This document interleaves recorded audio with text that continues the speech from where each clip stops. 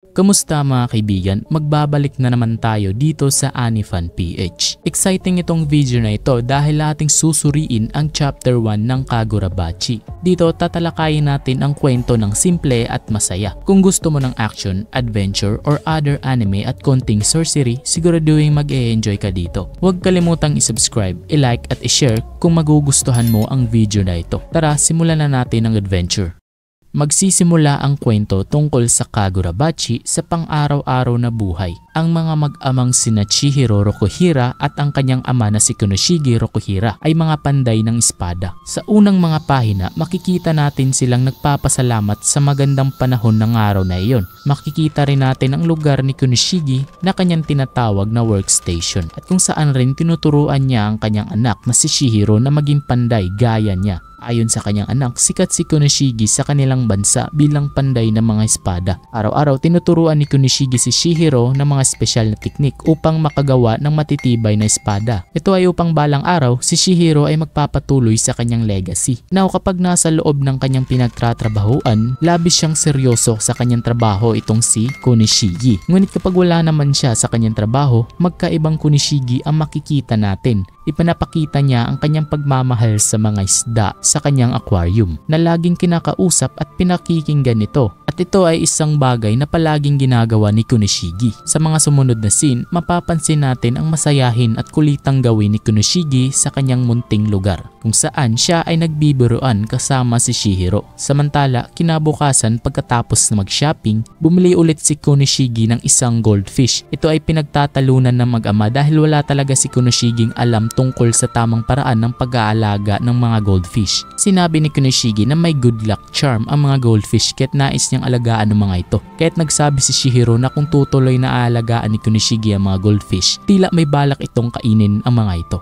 Dito nga nagulat si Konoshige nang malaman niyang maaari palang kainin ang goldfish dahil wala siyang kaalam tungkol dito. Kaya't nagpasya siyang alagaan na lamang ang mga ito mula noon. Lumipat naman tayo sa ibang scene. Makikita natin ang isang teknik na ginagamit ni Konoshige sa paggawa ng katana kung saan inuulit-ulit niya ang pagtutupi ng mainit na bakal, isang tradisyonal na paraan ng mga panday ng espada sa Japan. Samantala, habang nagpapahinga para kumain, binisita sila ng matagal ng kaibigan ni Konoshige na si Shiba na madalas ring bumibisita sa kanila. Sa pag-uusap ni Shiba kay Chihiro, pinuri nito ang galing ng kanyang ama na si Konoshige. Sabi pa ni Shiba, kilala ang ama ni Chihiro sa buong bayan at sa kanyang pananaw, mas kilala pa ito kaysa sa mga aktwal na mandirigma na nakipaglaban sa gera noon. Ayon rin kay Shiba, mas mahalaga ang mga espada na ginawa ni Konoshige kaysa sa mga tao na gumamit nito. Ngunit sinabi lang ni Chihiro na madalas na naririnig niya mga kwento tungkol sa kanyang ama mula pa noon. Subalit sinabi ni Shiba na iyon ay simula pa lamang ng totoong kwento ng buhay ni Konoshige.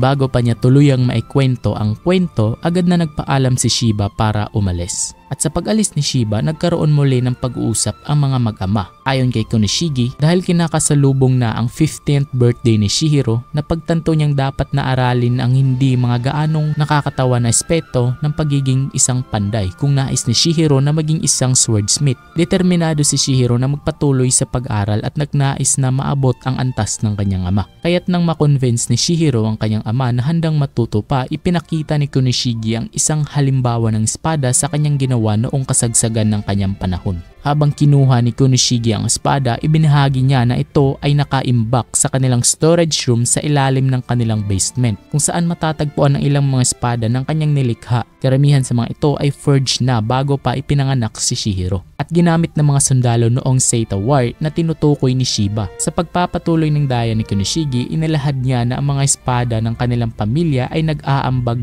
sa pagtatagumpay at pagliligtas ng maraming buhay. Subalit kinakailangan ding malaman ni Chihiro na ang espada ay nilikha para sa pagpatay at ang pamilya nila ay may kasamang responsibilidad sa paggamit nito sa tama o mali. Kung hindi ito maunawaan ni Chihiro, maaaring magamit ang mga espada para pumatay ng mga inosenteng tao. Kaya't kung hindi pa handa si Chihiro na harapin ng mga ito, hindi pa siya dapat mag-forge ng mga espada. Dagdag pa ni Konoshige, ang pagiging panday ay nag-aangkin ng mataas na moralidad, pag-aalaga sa mga mahihina at pagsisira sa kasamaan. Hindi rin daw dapat kalimutan ang kanilang prinsipyo. Sinalaysay niya rin kay Chihiro na balang araw ibebenta niya ang unang katana na ginawa niya at ipagkatiwala ito sa ibang tao. Ito ay dalawang bagay na dala niya kapag naganap ito. Tinanong niya mula si Shihiro kung handa ito sa mga ito. Bagamat may ilang pag-aalinlangan, sinabi ni Shihiro na determinado siyang tuparin ang mga ito na kinatuwa ni Konoshige. Kaya't sinabihan niya si Shihiro na bumalik sa kanilang trabaho. Dito nga sa sumunod na scene, 38 months o 3 taon at 2 buwan mula noon, sa kasulukuyang panahon makikita natin ang isang organization ng Yakuza na isa-isa ay pinapatay ang mga kalalakihan na konektado sa kabilang grupo na tinatawag na Liberation Army. Sila ay desperadong subukang makuha ang impormasyon tungkol sa iba pang miyembro ng Liberation Army mula sa kanilang biktima. Ngunit ang biktima nga ay tumatanggi dahil dito isang misteryosong karakter ang pumasok upang subukan ang huling pag-amin mula sa taong ito. At ito pala ang sorcerer na umatake sa miyembro ng Liberation Army gamit ang kanyang kapangyarihan. Habang naghihirap ang lalaki na tinutukoy ng sorcerer sa harap ng tumutubong puno, tinanong ito ng sorcerer kung ito ba ang unang pagkakataon na makakita ng sorcery. Ngunit hindi na makasagot ang lalaki dahil sa malalaking tinik na sumugat sa kanyang pisngi. Nalaman rin natin na ang sorcerer na ito ay inuupahan ng mga Yakuza para iligpit ang kanilang mga kalaban. Lumipat tayo dito sa isang scene. Habang sakay sa tren, natagpuan ni Shihiro ang kaibigan ng kanyang tatay na si Shiba na matagal niya nang kilala. Karoon nga sila na maikling usapan at inalok ni Shiba si Shihiro ng dried fish ng kanyang kinakain na tinanggihan naman agad ni Shihiro. Tinanong din ni Shiba si Shihiro kung handa itong pahiramin ang kanyang espada na tinugo ni Shihiro na tuwing umaga ay natatagpuan niya ang peklat sa kanyang mukha na nagpapababa ng galit sa kanya. Pinaliwanag ni Shihiro na sa bawat umagang makikita niya ito, naaalala niya ang isang partikular na pangyayari na nagdulot ng galit sa kanya. Sa kanilang paglalakbay, ipinaliwanag ni Shihiro na ang lugar na kanilang pinupuntahan ay kontrolado ng mga Yakuza. At ito ay may kinalaman sa mga taong hinahanap nila. Dahil dito, kailangan maobserbahan nila ang sitwasyon at subukang makipag-usap sa mga Yakuza sa abot ng kanilang makakaya.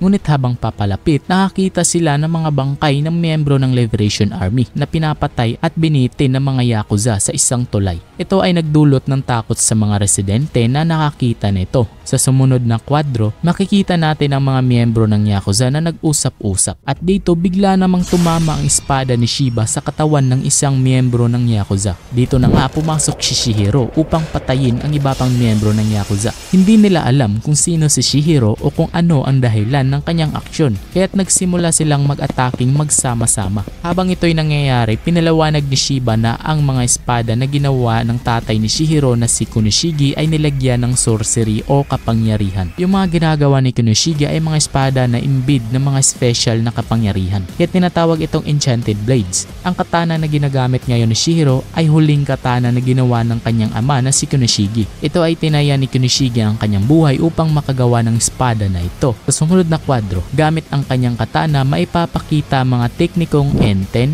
Black at Nishiki ni Shihiro na nagdulot ng malubhang pinsala sa mga miyembro ng Yakuza. Subalit hindi naapektuhan ang leader nito at ine-interrogate ngayon si Shihiro. Tinanong ni Shihiro ang leader tungkol kay Hisaku, ngunit ito ay nagsisinungaling. Dito natuklasan natin ang Hisaku ay isang grupo ng sorcerer na kaalyado o nagbibigay ng proteksyon sa mga Yakuza. Sinabi ng leader ng Yakuza na tila may kakulangan sa pag-iisip itong si Shihiro kung nais nitong makipaglaban sa mga Hisaku dahil sila ay mga halimaw sa lakas. Ngunit hindi ito pinansin ni Shihiro at sinabi na walang pakialam kung gaano sila kalakas dahil layunin niyang patayin silang isa-isa. Iyan na nga ang chapter 1 ng ating pagsusuri sa Kagurabachi. Mga kaibigan, sana'y na-enjoy ninyo ito at abangan ang mga sumusunod na chapter. Kung nagustuhan ninyo ito, huwag kalimutang i-subscribe, i-like at i-share ang ating channel. Salamat sa pagsama sa akin at sa muling pagkikita. Peace out.